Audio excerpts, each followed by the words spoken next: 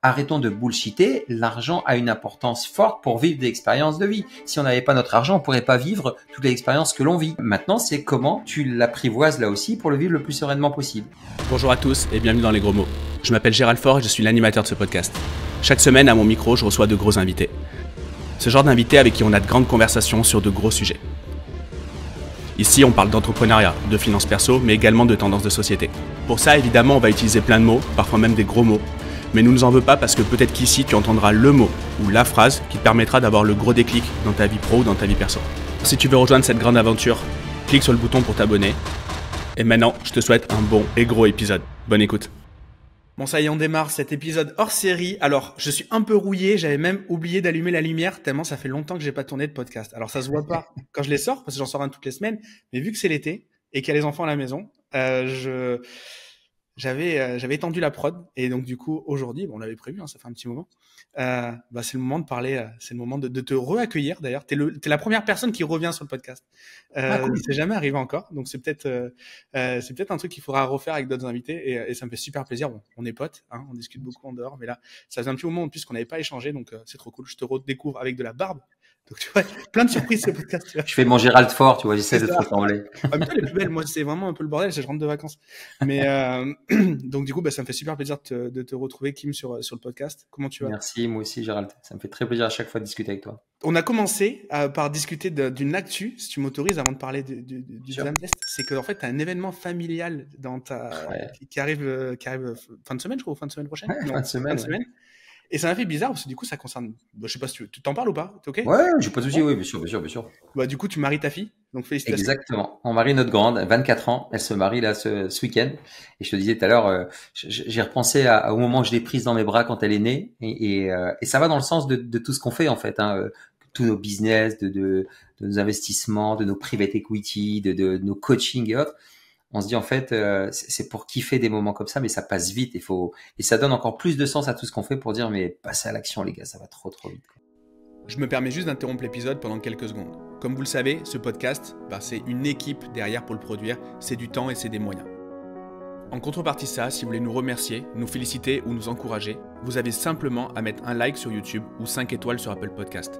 Comme vous le savez, ça amène plus de visibilité, plus de notoriété et encore plus d'invités pour les prochains épisodes.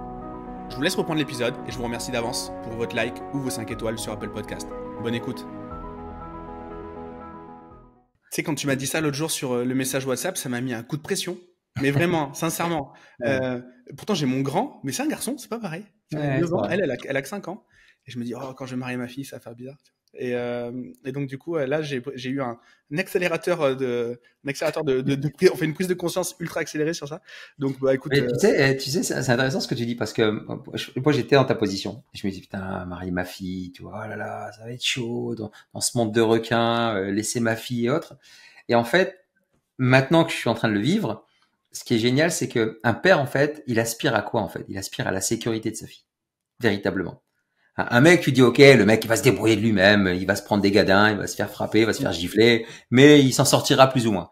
Une fille, t'as envie de la protéger, et le jour où elle m'a présenté son petit copain et son futur mari, la première chose que je lui ai dit à ce mec, c'est, écoute, si t'es là, c'est que je fais 100% confiance en ma fille, quoi. Déjà, j'ai 100% confiance en ma fille, donc si elle a décidé de te présenter, c'est qu'elle estime que c'est le bon et que ça va se passer comme ça. Et finalement, tu sens ce feeling aussi, tu vois, dans ce management, ce coaching intuitif que moi j'applique. Même là, le paternel, il sent si c'est intuitif ou pas. Après, c'est à eux de faire leur vie. Et je me suis dit, bon, allez, ok, je suis rassuré. Et toutes les idées noires que je pouvais me faire en tant que daron, en ayant peur pour plein de choses, hein, c'est une peur viscérale, animale, hein. On a peur que la chair de ton enfant, elle soit souillée, elle soit trahie, elle soit tout ce que tu peux imaginer. Hein. Et là, si on veut parler honnêtement, et après, tu prends ce recul, tu dis, bon, allez, c'est bon, elle est en sécurité. Check, j'ai fait le taf. Et puis après, la prochaine étape, donc si ma femme écoute ce podcast, elle va m'en vouloir, mais la prochaine étape, ça va pas être de devenir grand-père, c'est de prendre conscience que je serai marié à une grand-mère, quoi, en fait. Aïe, aïe, aïe. Tu vas te faire défoncer. Ouais, je l'assume. Excellent. Oh là là. Et tu me fais penser à ça, c'est le genre de punchline que disait mon daron, tu vois. Donc tu vois, Bah oui, c'est oui, tu vois. bon top. Mais en tout cas, non, donc on n'est pas venu pour parler que du mariage de ta fille, Mm. même si une fois de plus félicitations.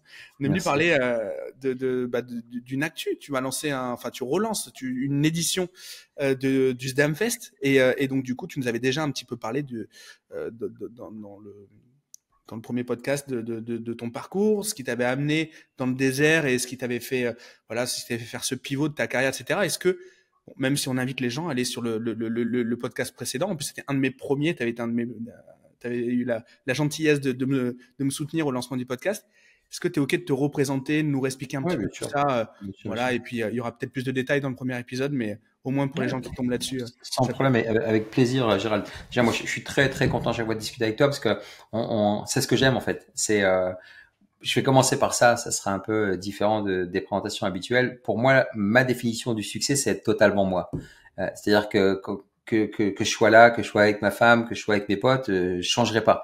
Et c'est ce que j'aime dans les discussions qu'on peut avoir. C'est-à-dire qu'on peut très bien avoir des discussions business très très haut perché, politique où on n'est pas d'accord, on part dans tous les sens, famille, déconnade. Et ça j'aime beaucoup. Donc c'est vraiment déjà le premier point que je voulais souligner. Sinon, moi, je m'appelle Abdelkrim Benour, on m'appelle Kim. J'ai 48 ans, père de 2 enfants, dont une fille qui va se marier.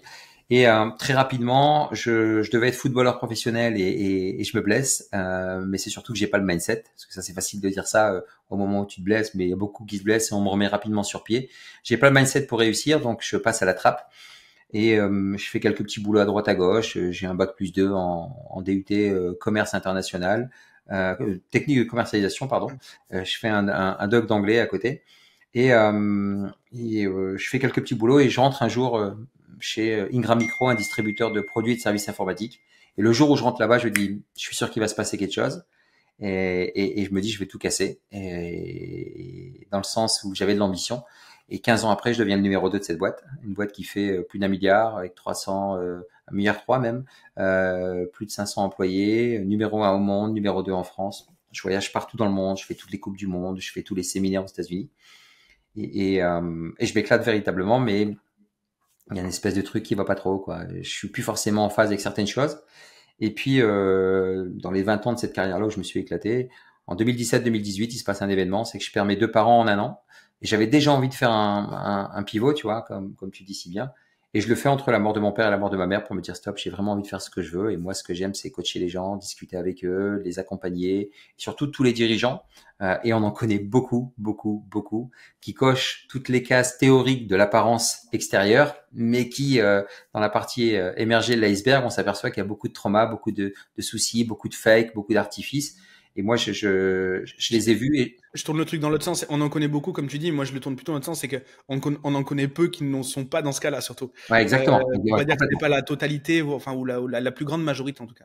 C'est exactement ça. Et quel que soit le domaine, tu vois, parce qu'on pense qu'à un moment donné, tu vois, c'était la grande théorie, uniquement les entrepreneurs, les solopreneurs. Non, non, non, même les dirigeants de grosses boîtes, même de CAC 40 et ainsi de suite. Moi, j'ai l'exemple de mon big boss européen, paix à son âme, parce il a passé la ligne d'arrivée avant l'heure, 54 ans, mort d'un pancréas, alors que le mec, il était multimillionnaire et il était numéro 1 en Europe, numéro 4 ou 5 au niveau mondial. Et tu vois, et il manquait des choses, il s'occupait pas forcément bien de lui. Après, il y a une maladie. Après, c'est peut-être héréditaire, c'est peut-être ci, c'est peut-être ça. Mais l'idée, voilà, c'était se dire profiter maintenant. Et puis c'est pour ça que j'ai décidé de lancer ce mouvement. Et ce mouvement, SDAM, c'est un mot arabe, comme disait mon père. Ça veut dire fonce, marcher, mais marcher d'un pas ferme, avancer, pour dire c'est maintenant, maintenant, maintenant. Et l'introduction que tu me sers sur un plateau avec le mariage de ma fille, ben foncer, quoi, parce que sincèrement, tu fermes les yeux, tu les ouvres et tu verras que tu auras marié ta fille, tu auras marié ton gosse. Je te le souhaite en tout cas, parce que c'est des moments de vie, des expériences émotionnelles de père exceptionnelles. Et l'idée, c'est de faire en sorte que, que l'ensemble des personnes que j'accompagne, leur dire mais n'ayez aucun regret, quoi. Leur faire prendre conscience que tout se joue maintenant pour ne nourrir aucun regret, justement, parce qu'on sait tous qu'on va passer la ligne d'arrivée un jour ou l'autre. Et l'idée, c'est de le faire, mais de le faire en étant complètement décomplexé sur plusieurs axes dont on va parler dans ce podcast. Tu vois. Ouais, carrément. J'aimerais juste revenir sur le fait, ce qu'on vient de se dire là, sur les profils complexes qui sont représentés en tant que dirigeant ou en tant qu'entrepreneur. Euh, en fait, qu'est-ce qu'on doit, alors ça fait un peu conversation de comptoir, mais c'est ce profil-là, ce profil psychologique avec ses complexités est très représenté parmi les entrepreneurs, et il y en a d'autres ailleurs, ou alors est-ce que c'est une caractéristique même de l'entrepreneur? Comment tu vois le truc, toi? Moi, je pense que c'est une caractéristique même de l'entrepreneur. Et tant que, tu vois, moi, j'aime beaucoup cette notion de dualité avec cette pièce à double face. Le jour où tu comprends que, en tant qu'entrepreneur, en tant que dirigeant, t'es une médaille, t'es une pièce, et ce que tu veux à double face. Donc, t'as le super côté, partie émergée de l'iceberg, Instagram, les clichés et ainsi de suite. Et puis, tous les traumas et les schizophrénies sur la trésor, les recrutements, les partenaires, les prestataires, pas de clients, pas de commandes et tatati et tatata. Le jour où tu comprends ça, bah, c'est cette notion de dualité et de symétrie. Comment tu sais que tu as chaud? Ben, c'est parce que tu as eu froid un jour. Comment tu sais que tu as froid? C'est que tu as eu chaud un jour, tu vois, basiquement. Donc, et plus tu... Alors, non pas tu acceptes, parce que tu peux ne pas accepter, mais plus tu accueilles cette dualité, plus tu vas comprendre que la solution est de l'autre côté, en fait. Et ça va te faciliter ton cheminement. Alors, c'est vraiment propre à l'entrepreneur, et tous ceux qui comprennent et qui décident d'apprivoiser cette dualité le plus rapidement possible sont ceux qui sortent le plus vite du lot. Et je crois que toi et moi, on est bien placés pour parler, parce que nos schizophrénies, nos peurs, nos craintes, nos doutes, nos inquiétudes, on en a. Sauf qu'on a créé les chemins neuronaux pour pouvoir basculer de l'autre côté. Je crois que tu as eu des soucis financiers. Moi, ma banque m'a fermé tous mes comptes. Enfin, des trucs À la même période, en plus, je crois. Comment? On a eu ça à la même période, à peu Ouais, près à mais l'automne de l'an dernier. Ouais, c'est ça. exactement. Et là, t'en as plus d'un qui mais c'est qu'une expérience émotionnelle. Après, c'est comment tu l'aperçois. Et t'es en colère, vas-y, dis-le. Ça te fait chier, dis-le. Ça te fait flipper, dis-le. Arrête et c'est pour ça que c'est propre à l'entrepreneur, parce qu'il a été conditionné à vouloir répondre uniquement à une espèce de liste de critères pour le paraître, tu vois. Ok, check. Le reste, non, faut que je cache et faut pas que je dise. Mais exprime-toi. Et contrairement, tu vois, au monde corporate, où moi j'étais dirigeant, monde corporate, t'as quand même cette béquise parachute qui dit je suis salarié, mon gars. Ouais. Au pire des cas, le salaire il tombe, tu vois. Au pire des cas, le salaire il tombe à la fin du mois. Je peux me faire allumer dans une réunion, un PowerPoint qui est pas bien, mon big boss qui m'appelle et qui m'incendie. Bon, au pire des cas, même s'il me vire, j'ai les indemnités et j'ai du temps devant moi. Tu vois, donc il y a une vraie différence entre les deux, mais c'est propre selon moi à l'entrepreneur. Et plus vite tu t'accommodes, tu t'acclimates et tu apprivoises et que tu te dises mais c'est pas négociable en fait, c'est ce qui va se passer. Quel que soit le chiffre que tu fais, tu auras toujours ces hauts et ces bas, c'est sinusoïdal comme tous les cycles de la vie. Mais plus vite tu comprends ça, plus vite ça va être un top. Et c'est ce qui a fait justement la réflexion que toi tu connais sur la boussole, sur tout ce qu'on a lancé après. Et justement, là, ça me parle beaucoup. Là, tu parlais du coup des galères qu'on a eues au même moment, et on en parlait parce qu'on a eu l'occasion de déj à ce moment-là. Et tu vois, moi, j'ai eu, à titre personnel, une peur du manque, mais bien sûr, genre peur de tout perdre. Tout, j'étais incapable de le définir, mais bon, bref. Et en fait, au moment où j'ai eu mes galères financières, comme tu disais, donc où j'ai connu le pire, parce que je peux pas dire que j'ai une vie compliquée, ça serait mentir. Mais ça a été une épreuve.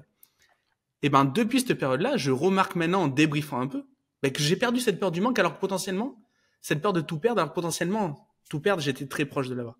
Et donc, en fait, connaître le pire pour s'améliorer, en gros, ce que tu te dis, ouais, c'est ça. Et pour le coup, ça, je l'ai vraiment, ça fera bientôt un an, là, d'ici un mois, là. Et ouais, ça me parle de ouf, ce que tu dis là. Et du coup, ma question, c'est, est-ce qu'on se construit uniquement, toi qui accompagnes beaucoup de monde, et on va expliquer après comment tu accompagnes et ce qui amène notre conversation aujourd'hui, mais est-ce qu'on a besoin vraiment de connaître, c'est obligatoire de connaître les plus bas pour ensuite, voilà, est-ce qu'on se construit sur des pain points, sur des douleurs? C'est quoi ton point de vue par rapport à ça? Alors, je suis pas convaincu qu'il faille à chaque fois toucher le fond et autres. Maintenant, les pain points, tout dépend où tu mets le curseur. Mais je suis convaincu qu'il faut aller de l'autre côté un peu. Tu vois, encore une fois, tout dépend où tu mets le curseur. On est dans un monde et on le voit où tout est en train de partir aux extrêmes, que ce soit sur l'aspect climatique, politique, énergétique, tous les extrêmes. Et quand tu es au milieu, on le voit en France encore plus, toute la middle class, elle est en train de souffrir fortement. Moi, je pense que effectivement, il faut connaître un petit peu l'autre côté. C'est toujours cette notion de dualité. Plus tu t'accommodes de ça et tu t'acclimates de ça. Moi aussi, hein, tu sais ce que tu as vécu. Moi, je l'avais vécu à l'époque quand je décide de négocier mon départ. En fait, je négocie mon départ, donc j'ai ce que tout le monde aspire, du temps et de l'argent. t'as du temps et de l'argent, tu fais ce que tu veux de ta vie, t'es libre et heureux, tu vois. Donc j'ai 3 ans devant moi. T'imagines 3 ans ce que c'est dans une vie, c'est énorme, quoi. Pour tout construire mes projets et encore, quand je dis 3 ans, j'ai aussi ensuite tous mes investissements immobiliers. Ça. Si jamais j'ai une galère, je peux vendre et je peux prolonger, tu vois. Et il y a une espèce de vide. Il y a un truc qui va pas à l'intérieur de moi. Donc je me pose cette question. Et en fait, il y avait cette peur de manquer. Je dis mais non, c'est faux, Coco. Regarde, t'as ce qu'il faut dans ton compte, t'as placé, t'as ci, t'as ça. Et en fait, si tu veux, cette peur, c'est une invitation à aller chercher le besoin qui n'est pas nourri, tu vois. Et je suis allé chercher le besoin, et le besoin qui n'était pas nourri, c'était un besoin de reconnaissance parce que je passais de numéro 2 d'une grosse boîte à chômeur, entre guillemets, tu vois. Et à l'époque, j'avais un mentor, c'était mon ancien patron, et il m'appelle, et on fait un point, il me dit, mais t'as créé une boîte, ouais. Il me dit, sors ton cabis. Je dis, qu'est-ce que tu me racontes? Il fait, sors ton cabis. C'est écrit quoi? Je lui dis, non. Il fait, non, le titre. Je dis, ben, président. Il fait, Coco, avant, t'étais exécutif directeur, t'étais numéro 2, t'étais salarié, maintenant t'es président, tu vois, le shift qui m'a fait, juste pour comprendre effectivement que quand tu vas toucher ça, ça te fait flipper, mais quand tu l'as touché, tu t'aperçois que, en fait, il y a rien, il y a rien de grave, quoi. Et c'est là où, oui, il faut aller toucher ces pain points, mais ça veut pas dire qu'il faut être dans le dramaturge exacerbé, dans le drame absolu, tu vois, comme on peut entendre dans tous les storytelling que l'on voit. T'es pas obligé d'être à la limite de vivre dans la rue ou je sais pas quoi. Voilà, à l'extrême. Et ouais, bah ouais, de ouf. Et moi, tous les gens que j'accompagne, ils me demandent justement, en fait, j'ai pas une vie spécialement compliquée. J'ai pas dormi dans la rue, j'ai pas subi de trucs d'atrocités de par mes parents. Du coup, en fait, quelle est ma backstory? Comment j'incarne? Comment les gens peuvent? Du coup, je pense qu'il y a quand même, on a poussé le truc à l'extrême, mais en effet, on a, en effet, ça forge, quoi. Mais on a poussé le truc à l'extrême. Hein. Dans tous les cas, le marketing a fait en sorte que ce soit poussé à l'extrême. Ouais, exactement, parce qu'ils savent que c'est un moment. Enfin, la vie, c'est une suite d'expériences émotionnelles correctrices. C'est-à-dire que tu vis l'expérience émotionnelle et tu passes à autre chose. Et le jour où tu comprends que toute ta vie, elle est sur cette échelle des 22 émotions. Et tu fais que monter, descendre les barreaux. Et que les dernières émotions, t'as la dépression et juste au-dessus, t'as la peur. Et cette peur, elle est tout le temps présente. Tout le temps présente. Donc là, t'es tranquille, t'es en paix, tu reviens de vacances, t'as passé une semaine de vacances avec les enfants. Boum, t'as un appel, les impôts, redressement.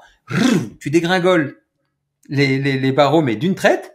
Et les gens pensent qu'ils peuvent remonter les barreaux à la vitesse où les ont dégringolés. Et c'est là le secret, entre guillemets, c'est de se dire, mais va vivre chacune des émotions. Alors, c'est quoi l'émotion au-dessus de la peur? Je les ai plus en tête. Hein. La honte, la critique, la haine. Mais pourquoi t'as honte? Bah, j'ai honte parce qu'en fait, j'aurais dû déclarer ce que j'ai pas déclaré. Assume-le, Coco. T'as merdé, t'as voulu tricher, t'as triché. Je suis en colère contre eux parce que putain, ils me font chier alors que quand j'ai eu besoin d'eux, oui, bah, assume-le. Vis toutes ces émotions et tu vas remonter tranquillement. Et les gens le font, mais ça prend un certain temps. Et quand tu comprends que tu peux le faire de manière compressée, ça te change la vie parce qu'en fait, t'as juste à basculer. Et puis parfois, tu as le droit de te mettre sur la tranche. Hein. T'es pas obligé d'être à chaque fois. C'est pas bipolaire la vie, quoi. Hein. T'as le droit à un moment donné de dire pause, je m'arrête un peu, quoi, tu vois. Et ça me parle de dingue. Et du coup, aujourd'hui, les gens avec qui tu échanges sur ces sujets-là, c'est quel type de, avant d'expliquer comment tu les accompagnes, c'est quel type de profil? Qu'est-ce qu'ils viennent rechercher? Quel est le pain point en fait déjà? Alors aujourd'hui, ces gens-là, c'est juste se trouver leur équilibre entre vie pro, vie perso. Ça va être le principal point d'entrée. Tu sais, dans le marketing, on connaît bien, hein, Gérald, c'est les gens attendent quelque chose, mais leur besoin il est ailleurs, tu vois. Et souvent ils viennent par cette porte en disant ouais, j'ai vu ton parcours. Alors moi il y a la preuve sociale, l'autorité en disant j'ai vu ton parcours, puis t'as fait ça, c'est génial. C'est au départ quand tu te souviens, on en discutait souvent des linges d'aéroport en business au désert du Sahara. T'as fumé quoi? T'es tombé dans quel secte? C'est quoi ce délire? Et puis après il y a Mère Nature qui fait le Covid, ci, ça et là, et les mecs ils se pointent tous en disant finalement c'est toi qui as raison, je peux venir avec toi. Donc d'abord ça va être un profil type, on va dire, c'est entre 35-45 ans, les dirigeants, majoritairement des hommes. Et ces gens-là, ils vont gérer grosses boîtes de com, grosses sociétés informatiques. Alors quand je dis grosse, c'est entre 10 et 15 millions, plus de 50 millions pour un dirigeant que j'accompagne pour une société informatique, gestionnaire en patrimoine qui lui gère 4 ou 5 millions, une société de transport 4-5 millions. Je suis vraiment dans ces eaux-là. Longtemps, au départ, j'étais dans des boîtes qui faisaient plus de 10, 15, 20. Et ça m'a déplu parce que même si je mentorais le dirigeant, c'est dans des structures où tu commences à avoir des process. Et ouais, c'est ça. Et quand tu commences à avoir des process, le mec dit, bah attends, je veux valider au RH, je veux faire monter le truc. Et là, ça me gavait. Et je dis, stop, je veux pas de ça. Je veux quelque chose où le circuit décisionnel soit le plus court possible, où il y a encore, la personne fait encore ce qu'elle veut. Donc, ça va être ces personnes-là, elles viennent en te disant, ouais, j'ai besoin de trouver l'équilibre vie pro, vie perso. Mais finalement, tu t'aperçois d'une chose, c'est que souvent, elles assument pas complètement leur vision. On en parlait tout à l'heure. Moi, j'ai envie d'impacter, et de lancer le mouvement SDAM et de créer mon festival en plein désert, et puis de faire un SDAM Training Center pour apprendre à coacher, mentorer différemment, avec certains niveaux, avec l'intuition qui va être encore plus mise en avant. Faut juste l'assumer et l'incarner. Et déjà, il l'incarne pas. Toi, tu veux créer une dynastie, tu l'assumes, tu le dis, mais c'est pas de l'arrogance. C'est juste que tu es aligné avec ce que tu veux faire. Et quand tu commences à creuser là-dessus, bah ça vient sur la fameuse boussole, le nord, en disant est-ce que tu sais vraiment où tu veux aller? Et là, quand je creuse un tout petit peu, ils me disent ben ouais, je me suis jamais posé cette question. Pourquoi? Parce qu'ils sont dans cette catégorie. Je l'ai longtemps été, hein, dans cette catégorie où tu as coché les cases. Tu vois, donc d'un point de vue extérieur, c'est la moitié extérieure, tu checkes tout. Et puis la partie émergée, elle était en conflit avec toi, mais t'as pas le droit de te plaindre parce que t'es dans des positions de nabab, mais surtout en France. Mais tu te fiches de moi, tu gagnes autant et t'étais même pas dans le 10%, t'es dans le 1% des gens qui gagnent le plus, tu vois. Quand tu sais que c'est au-dessus de 3000, au-dessus de 5000, au-dessus de 8000, que toi t'es au-dessus de 10 000, tu dis bon, tais-toi quoi, tu peux pas te permettre. Ouais, bien sûr. Donc ils viennent pour ça, tu vois, ils viennent vraiment au départ pour dire j'ai besoin d'équilibrer ma vie pro, ma vie perso. Et finalement, quand tu creuses un tout petit peu, ça va vraiment être incarné véritablement et donner du sens concret à tout ce qu'ils font. Et le niveau d'éveil vis-à-vis des thématiques de développement personnel ou même développement personnel, c'est un terme qui a tellement été galvaudé que ça peut être bizarre, mais juste de fait de creuser à l'intérieur de soi, appelons ça comme ça, ou voilà, le fait que ça soit pas, le fait d'être éveillé à ces sujets-là, ils en sont où quand ils arrivent, quand ils viennent te voir? Le gros avantage, c'est que moi déjà, j'ai défraîchi le truc. Tu vois, quand tu vas sur mon site, ainsi de suite, que tu as vu, donc ils savent. Mais c'est toi qui vas devoir aller leur sortir les mots. Mais c'est pour ça que je te dis, tu leur vends entre guillemets ce qu'ils attendent et tu leur délivres ce dont ils ont besoin. Donc d'abord, on explique les choses, mais bien sûr que surtout à l'ère d'Internet complètement développé, surdéveloppé avec tout le monde qui te vend tout et n'importe quoi, le développement personnel, c'est pas un métier. Ne faites pas du fric sur le dev perso. Le développement personnel, c'est une vocation. C'est une vocation. T'es fait pour ça ou t'es pas fait pour ça. Moi, j'ai toujours été fait pour ça depuis ma plus tendre enfance. On me l'a toujours dit et je l'assumais pas et j'avais ce syndrome de l'imposteur et je me disais ouais mais il faut un diplôme ainsi. Non, arrête, c'est ton expérience qui fait tout. Donc la notion de dev perso, moi je le prends littéralement. Développement personnel, développe-toi personnellement. La première chose à faire, c'est de développer la connaissance de soi. Après l'autre connaissance, il y a suffisamment de bouquins, il y a tout aujourd'hui, et avec l'intelligence artificielle, ça va encore plus vite de pouvoir vraiment se développer. Et ces gens-là, le gros avantage, c'est qu'ils sont entrepreneurs dans l'âme parce que c'est des dirigeants. Tu vois, moi qui étais patron numéro 2 d'une boîte, mais en même temps salarié, j'ai affaire à des patrons de boîte qui sont entrepreneurs. Tu vois le truc. Donc il y a ce lien qui se fait et ils ont besoin. Et le gros avantage, c'est qu'on se parle ni vrai ni truc, on se parle droit en fait. On dit les choses. Et quand tu dis les choses, tu as une relation qui se crée. Moi, quand tu commences à discuter avec Kim, tu as l'impression qu'il te connaît depuis 20 ans.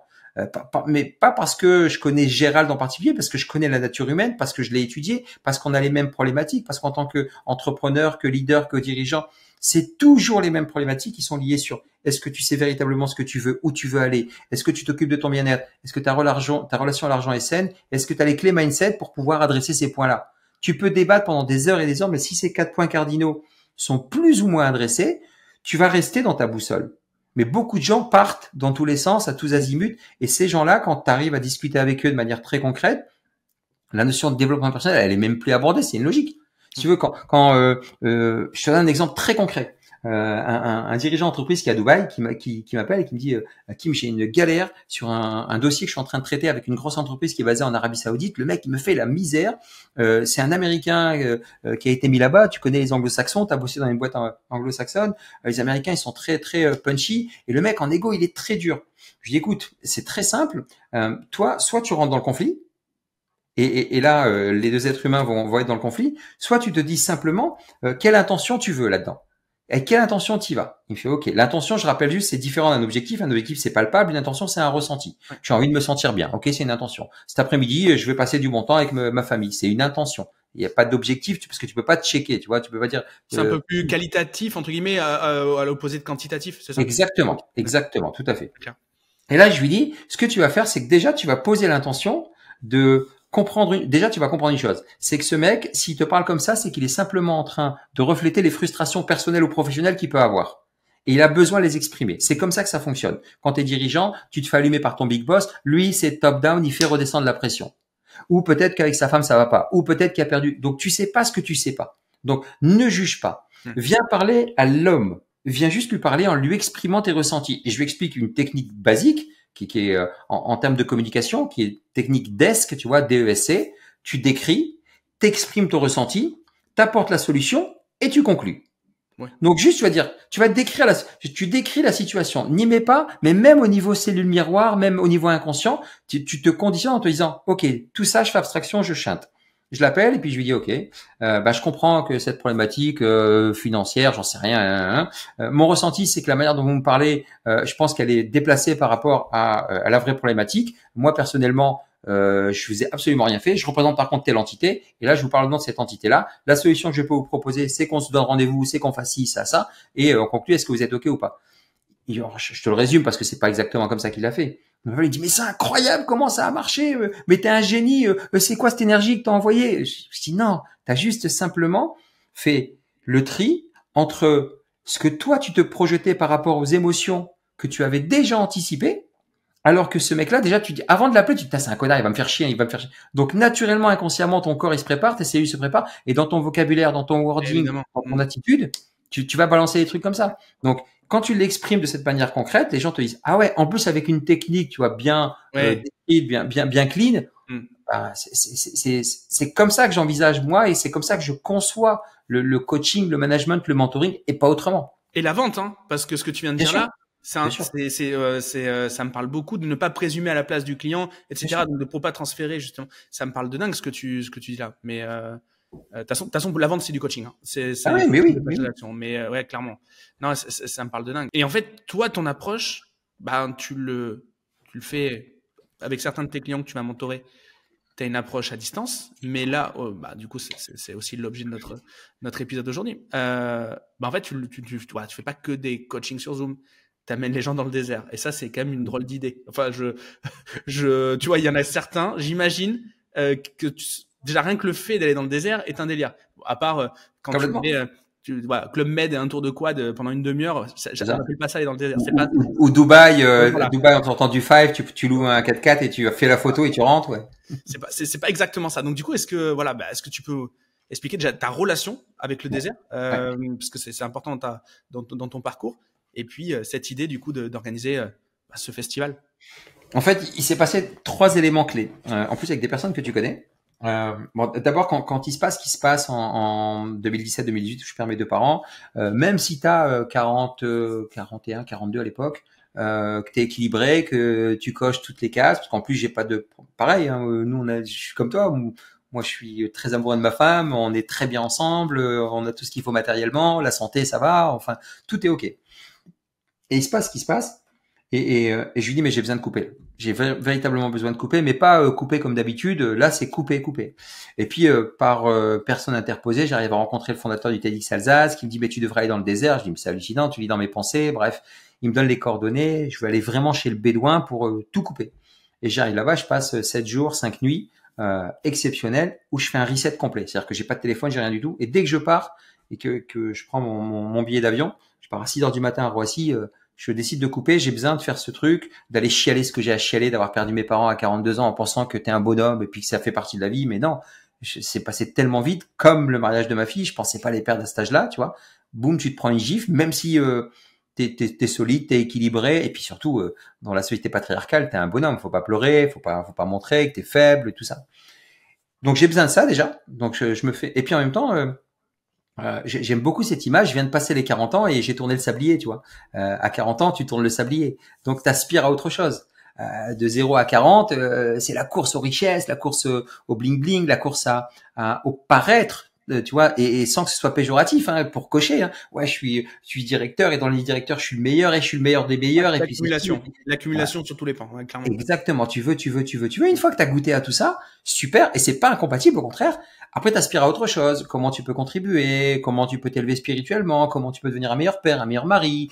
Et puis comment tu peux devenir investisseur? Et tu peux l'être avant, mais t'aspires à autre chose. Parce que tu dis, ouais, ça y est. Là, on est sur la deuxième partie parce qu'on sait, même si c'est écrit sur les paquets de clubs, mais vieillir tue, quoi. Tu le sais, tu vois, c'est pas fumer tue, c'est vieillir tue. Et t'avances et t'aspires à autre chose et tu dis, bon, ok, je vais commencer véritablement à faire ce que j'ai véritablement envie de faire. Et donc, je me fais ce point complet, ce rendez-vous avec moi-même, et je m'aperçois que, en fait, alors maintenant c'est simple parce que je l'ai protocolé, ben j'aligne tout.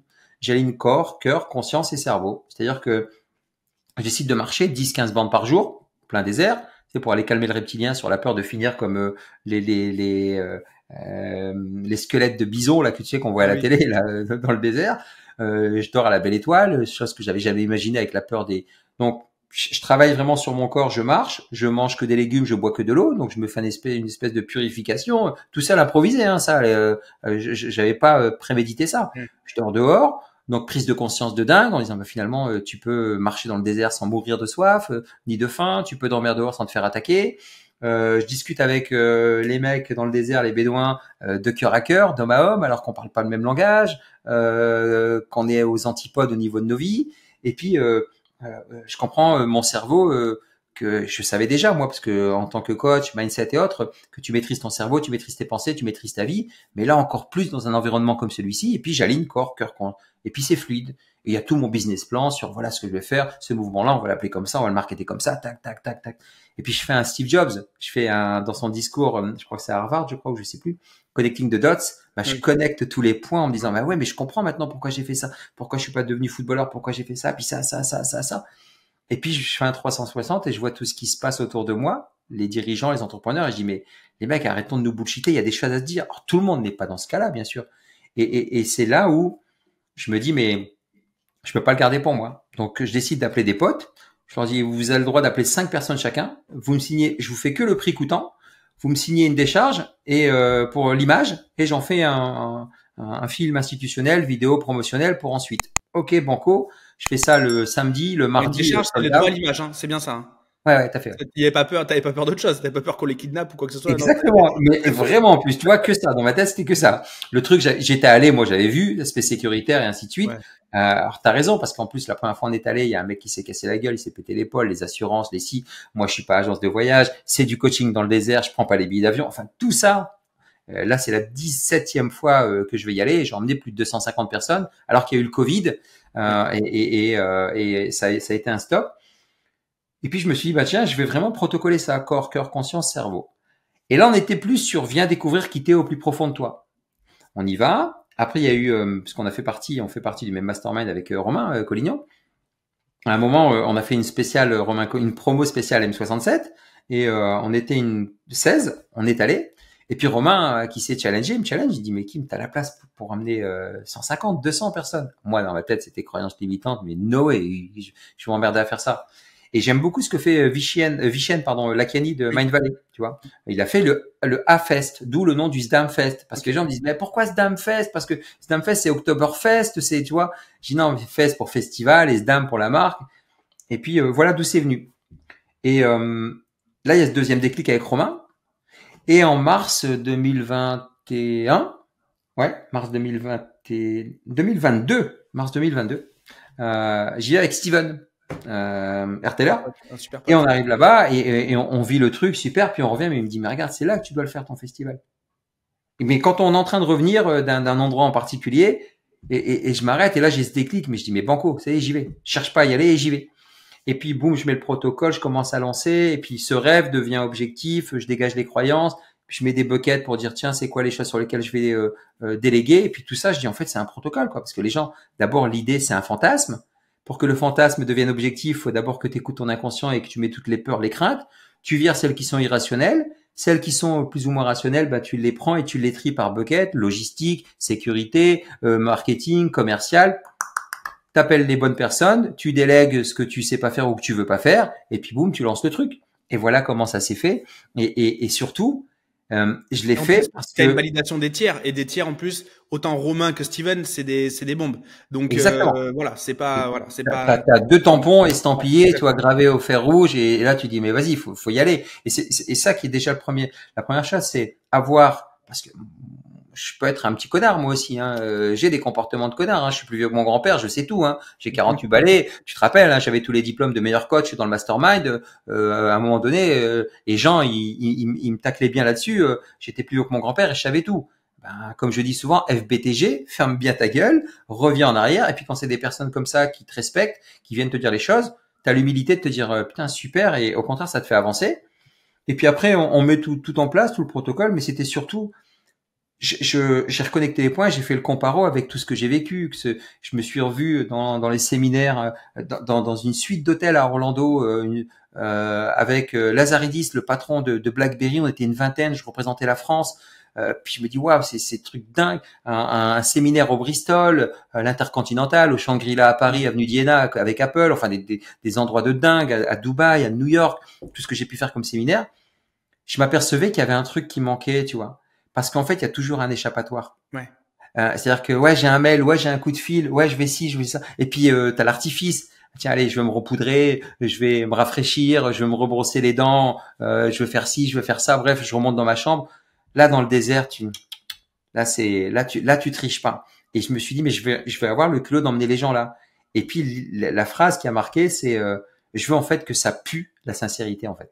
Et là, ça a marché avec un risque. Hein. Alors, la première édition a eu lieu avec sur le fond tout le monde super content, validé à 100%. Tu as eu des échos. Sur la forme, des choses à améliorer, et on pourra toujours améliorer sur la forme. Et puis voilà d'où c'est venu. Donc avec ces personnes-là, d'abord moi, j'avais besoin de faire une pause. J'y suis allé, je dis je peux pas garder ça pour moi. J'ai emmené quelques personnes. Un de mes mentors, parce que je considère Romain comme un mentor sur la partie véritablement structuration, il est très très bon pour ça.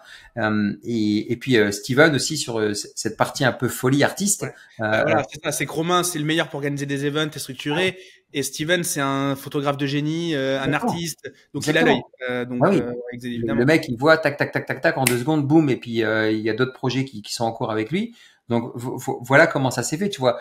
Quand j'en parle, c'est très fluide. Et puis les gens c'est surtout ça aussi le message. C'est même maintenant là en parlant, j'ai mes craintes, mes peurs, mes doutes, mes inquiétudes. Est-ce que je vais tout remplir? Est-ce que sécuritairement ça va bien se passer? Mais par contre, je me laisse pas envahir par ces émotions-là. Je les laisse s'exprimer comme le desk. Je les exprime. Une fois qu'elles sont exprimées, la solution c'est quoi? Ok, bon, on va quand même appeler quelqu'un. J'ai un associé là-bas, Mustapha, et qui était dans un mastermind avec Cyril Canissette avec moi. Cool. J'ai dîné une fois avec lui, avec son épouse. Très gentil. Exactement. Et on est associés tous les deux maintenant. On a lancé un coworking là-bas à Marrakech. Et l'avantage, c'est que lui, c'est la force tranquille. Boum, il gère ces aspects-là, logistique et autres. Donc voilà comment j'ai cheminé vers ce Sdamfest pour emmener des gens dans le désert plutôt que les emmener au Bristol ou dans une salle à Dubaï, quoi. Tu vois. Ouais, hyper bien. Bah, du coup, tu nous as un peu pitché tes deux grands frameworks. Moi, j'aime bien parler en framework. Ouais. Tu nous as parlé de la boussole tout à l'heure. Tu l'as un peu induit. Moi, j'ai compris que tu parlais de ça, mais peut-être que les gens n'ont pas exactement mis le doigt dessus. Ouais. Ouais. Boussole, une sémantique très liée avec celle du désert, j'imagine aussi. C'est pas pour rien que c'est comme ça. Est-ce que tu peux juste, même si tu en as parlé tout à l'heure, désolé pour le. Ouais, c'est bien, t'as raison. Est-ce que tu peux nous remettre un peu le doigt sur cet outil qui est ta boussole? Non, pour moi, l'idée du Sdamfest ou du mouvement Sdam, c'est de permettre aux gens de venir se positionner au centre de leur boussole, personnelle ou professionnelle. Et quand tu te replaces au centre de ta boussole, pendant que tu fais une pause, donc maintenant vous avez tous en tête une boussole avec les 4 points cardinaux, nord, est, sud, ouest. Et ça, j'en ai fait justement effectivement mon protocole pour dire voilà un peu les choses. On est tellement bombardé d'informations, d'idées, de faut faire ci, faut faire ça dans tous les sens, que l'image de la boussole va vous permettre de rester concentré, de rester aligné, d'aligner votre business à votre personne et inversement. Comment tu fais ça? D'abord, c'est le nord. Le nord, c'est, on dit souvent, on est perdu, on va tous azimuts. Pour ne plus jamais perdre le nord, pour moi, plein nord, c'est quelle est ta vision? Quel est ton projet business, ton projet entrepreneurial? Ce qu'on disait tout à l'heure, j'ai envie de lancer ce mouvement SDAM, de créer une école de coaching, d'accélérateur de déclic, tu veux créer une dynastie, quel que soit, Tu veux faire un empire, tu veux faire des millions, tu veux amener ta boîte à 10 millions, la revendre et prendre un chèque et partir élever des chefs dans l'Arzac. Peu importe, c'est d'assumer clairement ce que tu veux, tu vois. Et ça va permettre de ne plus jamais perdre le nord parce que tu as ton vrai pourquoi, ce qui te drive, ta raison d'être. Donc ça, c'est ton truc. On l'entend par l'ikigai, le big why, tout ce que tu veux. Mais c'est ce truc-là. Qu'est-ce qui te drive le plus? Une fois que tu as ça, le comment, tu sais faire et tu viendras te faire accompagner. Pas de Il y a problème. Internet qui est là pour ça, j'ai envie de dire. En plus, exactement. Ensuite, quand tu pars à l'est, c'est très bien. J'ai tellement vu de personnes qui avaient un super objectif, qui voulaient être calife à la place du calife, faire 1 milliard, faire 3 milliards, faire 6 milliards, mais ils s'occupaient pas d'eux. Et j'ai jamais vu un projet, un concept, une entreprise croître ou décroître sans que ce ne soit pas à 100% de la responsabilité de son dirigeant. Alors bien sûr qu'on aime tous boire un bon coup, faire la fête, faire ci, faire ça, mais je suis désolé, ton bien-être passe avant tout. Et le bien-être, c'est très simple, hein. Dors bien, mange bien, bouge bien. Après, je vais pas t'emmerder 10 heures. Et puis tu pourras, tu vois, dans chaque point cardinal de cette boussole, tu as une constellation qui peut partir après surtout. Hein. Ouais, bien sûr. Fais du crossfit, fais ci, bouffe le ci, bouffe, peu importe. Mais rappelez-vous, c'est pareil pour la vision, tu as 1001 manières. Mais d'abord, tu as ta vision. Ok, je m'accroche à ma vision. Ok, si jamais ça va pas, je perds pas le nord. Mon bien-être. Une fois que mon bien-être est là, c'est ok. Ensuite, c'est ma relation à l'argent. Et ça, je m'en suis aperçu très très très souvent. Les gens ont une relation à l'argent qui est pas saine, tu vois. Alors que sincèrement, l'argent c'est un flux, c'est pas un stock. Quand tu comprends ça, t'inverses les choses. Et c'est juste d'assumer ça, de comprendre que l'argent c'est un flux, c'est pas un stock. Et quand tu assainis ta relation à l'argent, parce que tu sais que c'est un flux et c'est pas un stock. Alors là, il y aura, je te dis, au Sdamfest, il y aura Jérôme Roussin qui est expert du futur de l'argent. Le mec, c'est un expert en crypto, en blockchain, en tout ça, mais il explique aussi la relation émotionnelle que l'on a avec l'argent. Et tu vois, on en parlait en préambule tout à l'heure quand on a eu cette peur du manque, parce qu'on peut dire ce que l'on veut. Arrêtons de bullshiter. L'argent a une importance forte pour vivre des expériences de vie. Si on n'avait pas notre argent, on pourrait pas vivre toutes les expériences que l'on vit. Maintenant, c'est comment tu l'apprivoises là aussi pour le vivre le plus sereinement possible. Donc là, t'es plein sud, tu vois, avec la boussole. Et puis après, complètement à l'ouest, c'est le mindset, donc l'état d'esprit. Comment tu fais pour garder ta boussole, enfin ta direction nord bien accrochée quand tu as des problématiques. Comment tu fais pour garder la discipline alors que tu as envie d'un cheat meal, t'as pas la possibilité de dormir autant que ça. Bah, tout ça, grâce à toutes ces constellations, il y aura tous les outils possibles et imaginables, tous les experts qui vont t'expliquer toute une palanquée de solutions concrètes qui vont te déposer sur la table. Et toi, tu vas piocher, tu vas dire, OK, pour ma vision, je vais prendre cette technique-là qui me convient bien. Pour mon bien-être, moi, je vais faire du fasting, ou alors, je vais arrêter le téléphone à 22 heures, ou alors, mais tu peux pas tout chambouler parce que ton cerveau, il comprendra pas. Et puis, t'en prends un ou deux, tu vois, tu picores. Et c'est des quêtes. Il faut pas le voir de manière absolue, je pense. Ouais, exactement. Et très souvent, quand on loupe, c'est parce qu'on prend le truc de manière absolue. Exactement. Voilà, c'est cet effet, comme on disait tout à l'heure, tout part dans les extrêmes. Les gars, doucement, calmez-vous. Ouais, c'est ça. Calmez-vous, partez pas dans les extrêmes. Ça n'a aucun sens, tu vois. Ça n'a aucun sens. Très bien. Bah, du coup, tu nous as expliqué un peu le contexte du désert. Tu nous as un peu expliqué ce que moi je décris souvent comme le mécanisme. Et d'ailleurs, la boussole, les gens qui suivent ce podcast, les plus assidus, connaissent la boussole, puisque quand j'ai rouvert mon compte Insta, j'ai coupé Insta pendant longtemps, je t'ai demandé l'autorisation et c'est mon premier post, c'est ma première story. Ah oui, je me souviens. C'était sur la boussole et c'est il y a 2 ans. Ou il y a 1 an, je sais plus. Enfin, c'était l'été. Je me rappelle très bien, j'étais en Espagne. Et je t'ai demandé, donc c'était mon premier post pour réouvrir et voilà. Et donc, je suis très fan de ce concept-là. Et donc, tu nous as expliqué un peu donc comment ça se passait dans le désert, la façon dont tu diffusais le mécanisme, et donc dans cet événement, t'es pas tout seul. T'as décidé de te faire accompagner par des, tu les appelles des experts, tu les appelles des intervenants et des experts. Voilà. Est-ce que du coup, tu peux nous expliquer déjà pourquoi et un peu quelles vont être les forces représentées dans tout ça? La première raison, c'est que, comme je te disais tout à l'heure, avec mes comportements de connard, encore une fois, et en pensant que j'ai la science infuse, c'était me priver, c'était être en non-assistance à beaucoup de personnes en danger potentiellement sans m'en rendre compte. Je m'explique différemment. J'ai pas la science infuse, j'ai pas la science absolue, et mon discours ne passe pas auprès de tout le monde.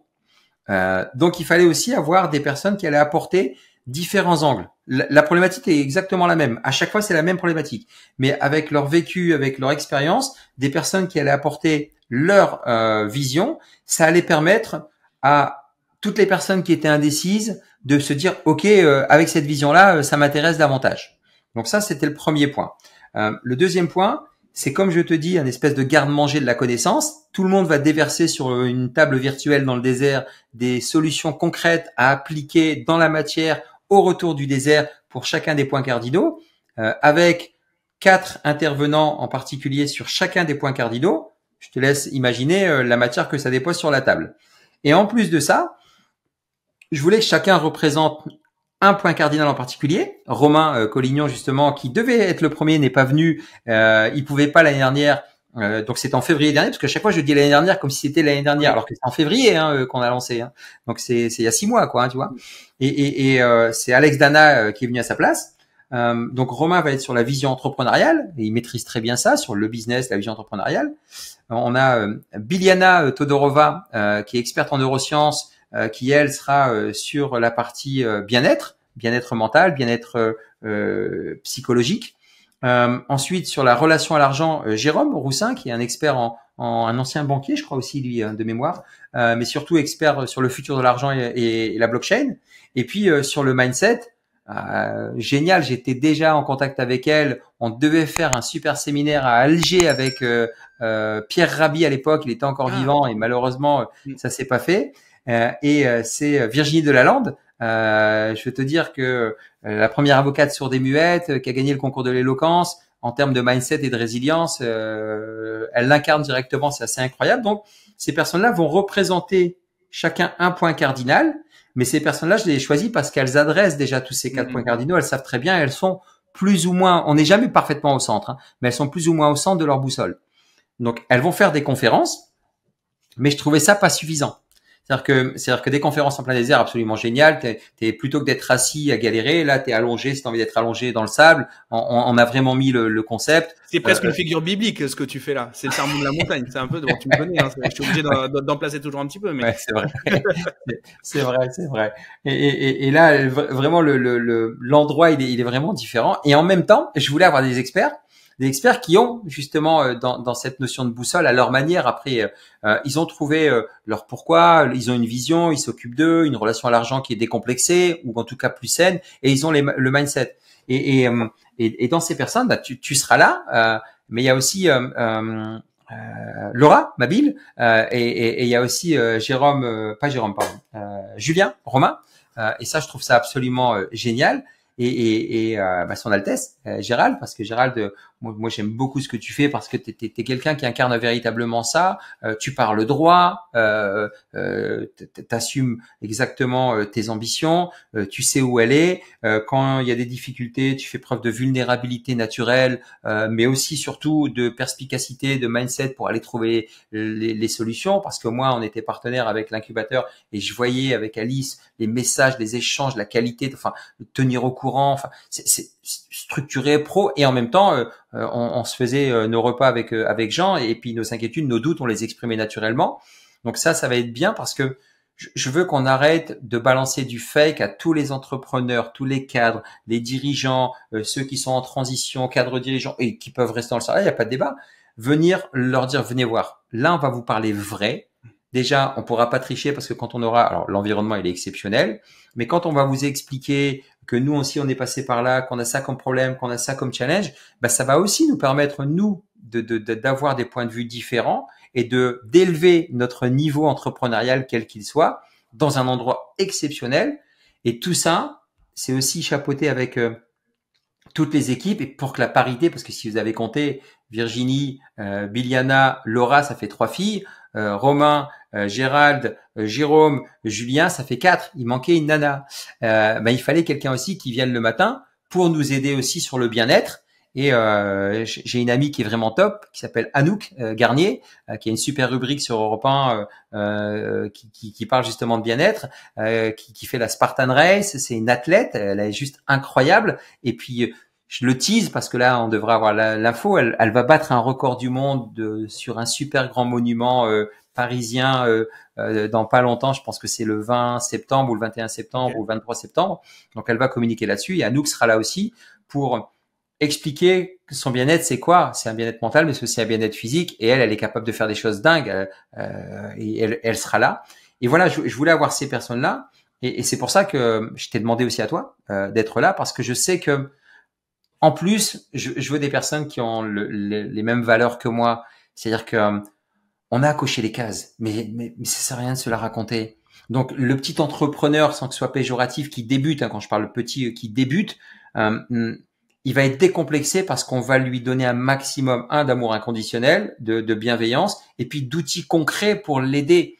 Et je veux, tu sais, dans une espèce de capsule spatio-temporelle, réduire et compresser les écarts pour dire, mais regarde, t'as tout là, on est tous ensemble. Et c'est pour ça que j'appelle ça un accélérateur de déclic, parce que quand t'es là-dedans, t'es hors du temps et t'as aligné tes 4C, corps, cœur, conscience, cerveau, avec le désert et tout ce qu'on a fait.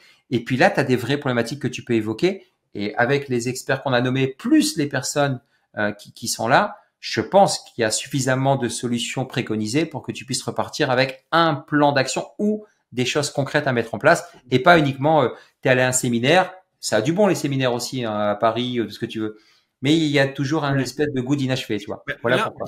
Quand tu parles d'accélérateur de déclic, le déclic pour le coup, là t'es dans des conditions proches de l'extrême, du moins des conditions qui sont exceptionnelles par rapport à ce que l'on vit. Oui. Au quotidien, dans notre confort du quotidien, quel qu'il soit très haut ou même, voilà, on est tous dans le confort. Donc, il y a des conditions qui sont extrêmes. Donc, déjà, tu te mets dans le mal par rapport à ça. Tu te mets avec des gens qui ont soit les membres la même ambition, la même volonté, les mêmes problèmes également. Et tu te mets également avec des gens qui sont comme toi, des gens qui sont peut-être un peu moins avancés et des gens qui sont un peu plus avancés. C'est le framework que moi j'adore, qui est le moins égale plus. Donc, tu te mets toujours avec quelqu'un qui est un peu moins avancé, quelqu'un qui est égal, ça te permet d'avoir une conversation entre pairs, et quelqu'un qui est plus avancé, qui est donc une sorte de mentor et qui peut t'aider ça.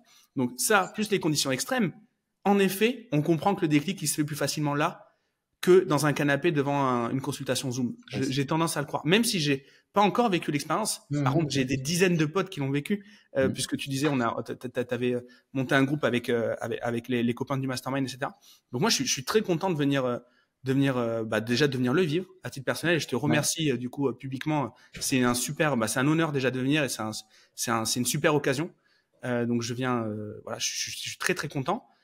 Et si en effet il y a des petits bouts de trucs qu'on a réussi à débugger et sur lesquels on peut aider humblement les gens qui viennent participer, ou juste avoir des conversations constructives, co-constructives, structurantes, ça sera avec grand plaisir en tout cas. Et c'est ça qui est génial. C'est pour ça que tu vois, dans se parler droit, dans se parler vrai, c'est effectivement ça. T'as des gens aujourd'hui qui quand ils repartent, ils disent mais je m'attendais pas à ça, quoi. Et l'énorme avantage, alors tu vois, moi j'ai dit j'ai mis 42 ans à prendre ma décision, une vraie décision, tu vois, de dire stop, j'arrête et je veux vraiment faire ça. Et tu t'aperçois véritablement que toutes les rencontres que tu fais, finalement, elles arrivent à un moment donné, à un point donné, et ça fait ce que ça doit faire sur ce festival. Et les personnes, les entrepreneurs, les cadres, les dirigeants qui vont venir, je leur dis, nous, dans un mastermind, on sait, le mastermind, c'est pas le protocole quand tu arrives à 9h et que le mastermind commence. C'est peut-être la discussion de la veille quand tu es arrivé, juste la discussion qui rembourse tout ton investissement.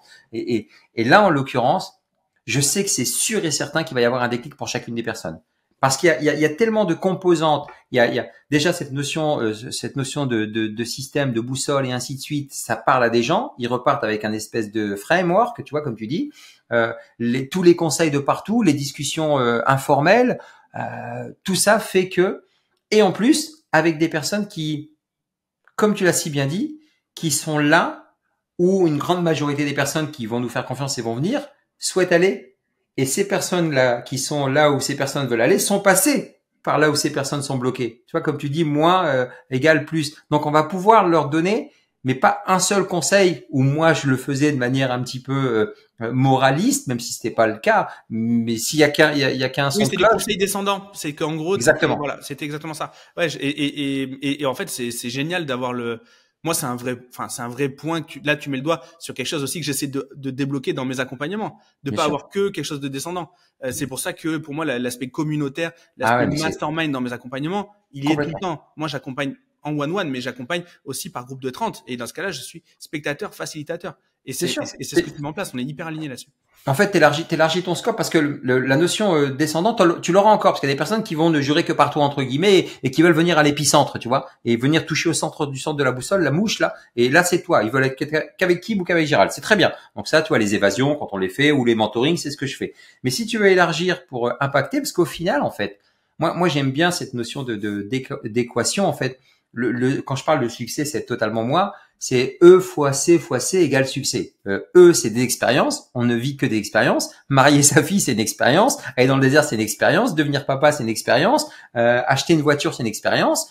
Perdre un être cher, c'est une expérience. Tu vois. Créer une entreprise, c'est une expérience. Tu vois. Avoir un contrôle fiscal, c'est une expérience. Tu fais que ça. Toute ta vie, tu cherches à croître personnellement, professionnellement. Et même si tu ne cherches pas, tu crois. C'est-à-dire que tu es obligé d'avoir de la barbe et à un moment de ne plus en avoir. Donc, c'est une question de croissance.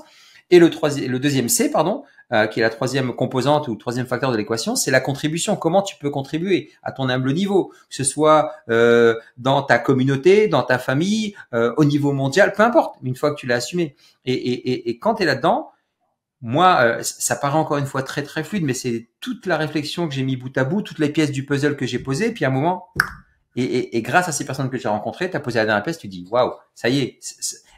Et je sais que le regard bienveillant que j'ai des personnes que j'invite, qui vont être intervenants experts, vont en plus me rapporter encore une autre step parce que je veux l'emmener encore plus loin parce qu'ils vont me dire tiens, fais ça comme ci, fais ça comme ci, que ce soit sur la partie forme ou fond, aucun débat parce que le gros avantage, c'est que moi j'applique ce que j'appelle la sincérité radicale. C'est-à-dire que je dis aux gens mais soyez radicalement sincères. Tu connais le concept de Ray Dalio et je leur dis mais allez, soyez radicalement sincères et sincèrement radical. Et j'ai aucun problème, je le prends pas personnellement. Bah, tu repars de là, à chaque fois par itération, tu améliores ton concept, tu vois. C'est excellent. Et est-ce que tu peux nous en dire un petit peu plus du coup sur l'organisation? Comment ça va se passer les prochaines étapes là pour Bien sûr. du coup pour toi, pour les participants? Comment ça? C'est quoi les Alors, prochaines les le, prochaines le, alors toi, je pense que tu mettras certainement ton lien, Gérald, sur ce podcast. Et l'idée, c'est, on fait ça du 19 au 23 février 2024. Il y a un avion, alors il n'est pas affrété, mais des places sont sélectionnées dans cet avion depuis Paris pour Ouarzazate. Dès qu'on arrive à Ouarzazate, là, on part en bus on fait 2 heures, 3 heures, 4 heures de bus.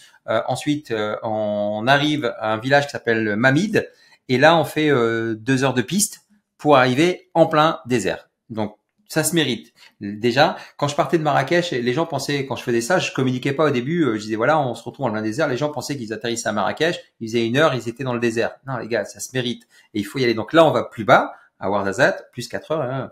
Et quand on arrive, chacun prend ses quartiers. Je vous laisserai découvrir sur place un peu tout ça. Et le lendemain, il va y avoir une conférence par demi-journée. C'est-à-dire que le mardi matin, on va avoir la conférence de Romain sur la partie vision, donc le Nord. Biliana l'après-midi. Le soir, Gérald, Laura, Julien seront là. On fera une table ronde avec des questions-réponses. Quand je dis le soir, c'est vers 17, 18 heures.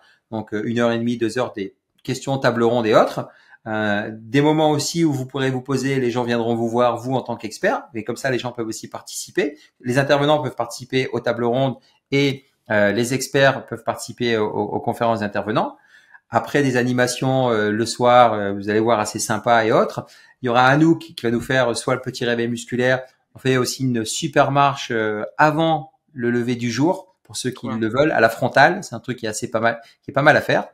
Le lendemain, on enchaîne avec, maintenant qu'on a fait le nord et l'est, on enchaîne avec plein sud et l'ouest, avec Jérôme et puis Virginie, avec bien sûr pas mal d'animation, toujours Anouk qui va nous s'occuper un peu de nous, toi avec tes deux acolytes Julien et Laura aussi pour cette table ronde, une deuxième où on va beaucoup communiquer, la grosse fête du mercredi soir et le jeudi matin après on repart par un endroit assez incroyable et on revient à Ouarzazate et là les 3 jours en lévitation de sable sont complètement terminés, mais c'est assez rapide, c'est intense, et puis après il y a plein de choses que je pourrais expliquer mais qui sont pas compréhensibles, qui se vivent. Là, je voulais juste donner un peu les différents points. Puis après, l'avantage c'est qu'avec les équipes, on a fait un FAQ avec pas mal de points. Et même si les gens ont encore des doutes, des questions, tu vois, on n'a pas fait un truc. Allez, page de vente, tunnel, Ouais, tu prends ta place. Ceux qui veulent, ok. Ceux qui ont des questions, le FAQ. Ceux qui ont encore des doutes, ils peuvent aussi appeler Caro, qui fait partie de l'équipe et qui répond à toutes leurs questions avant de s'engager potentiellement, tu vois. Bon, ok, bon, mais c'est top. Et du coup, on va mettre le lien juste en dessous de la vidéo et dans le podcast. On fera également un email à tous les membres de l'incubateur qui te connaissent parce que tu es intervenant dans l'incubateur. Tu as eu la gentillesse de faire une capsule dans l'incubateur qui a été hyper bien reçue, et je sais que on va avoir beaucoup de clics de la part des membres de l'incubateur.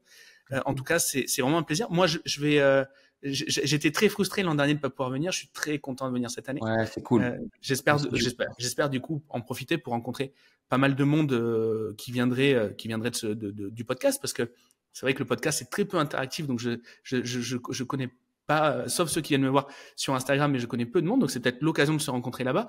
En plus, le 21 au soir, c'est les 10 ans de mon fils.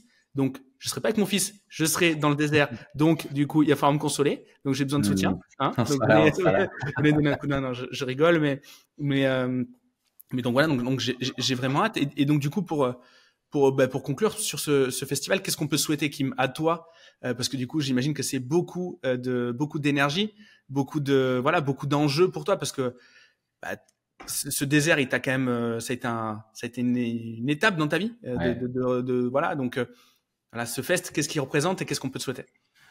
Si tu veux,